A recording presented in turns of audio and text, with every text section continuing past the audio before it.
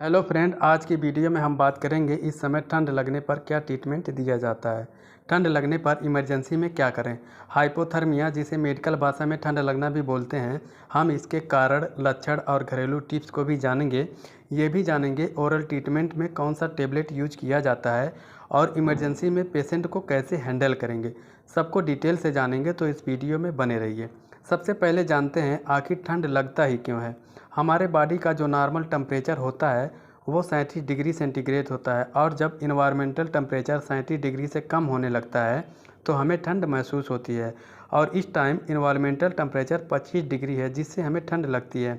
यही टेम्परेचर जब ज़्यादा डाउन हो जाता है तो हमारी बॉडी इन्वायरमेंट में एडजस्ट नहीं कर पाती और बॉडी का होम्योस्टेसिस सिस्टम फेल हो जाता है, जिस कारण हमें ठंड लग जाती है।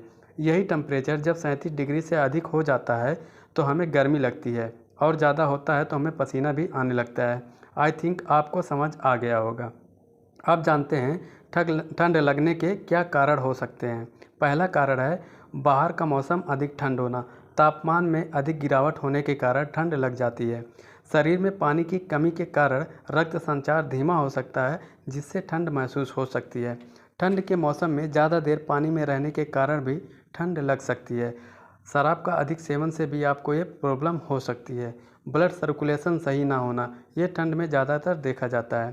ठंड के मौसम में गर्म कपड़े का इस्तेमाल ना करना, ये भी एक कारण हो सकता है ठंड लगने का। ठीक, इसके सिम्टम या लक्षण को जानते हैं। अगर किसी को ठंड लग जाता है तो कैसे पहचानेंगे कि उसको ठंड लग गया है।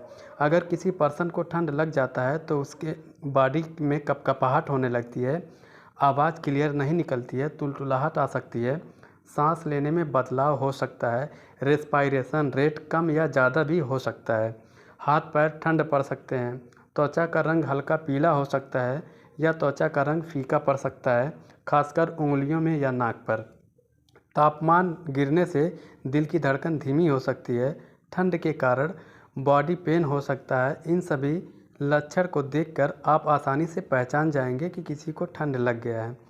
अब जानते हैं इसके प्राइमरी ट्रीटमेंट या घरेलू टिप्स को। अगर किसी पेशेंट को ठंड लग जाता है तो सबसे पहले उसको कंबल से ओढ़ा देना चाहिए, जिससे ठंड कम हो सके और बॉडी का टेम्परेचर नॉर्मल हो सके। हाथ पैर में गर्म कपड़ों से सिकाई कर सकते हैं। पेशेंट को लहसुन की कली खिला सकते हैं, क्योंकि लहसुन गर्म होता है। गर्म चाय पिला सकते हैं, गर्म कपड़ा पहना सकते हैं।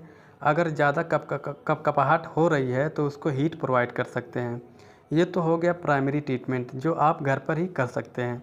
अब जानते हैं ओरल ट्रीटमेंट, मतलब मेडिसिन में आपको क्या देना है। मेडिसिन में पेशेंट को सिप्रोफ्लॉक्सासिन का टेबलेट दिया जाता है, जो इन्फेक्शन को ठीक करता है और बॉडी को टेम्परेचर मेंटेन रखता है। अगर बॉडी पेन हो रहा है तो जीरोडॉल एसपी दिया जाता है।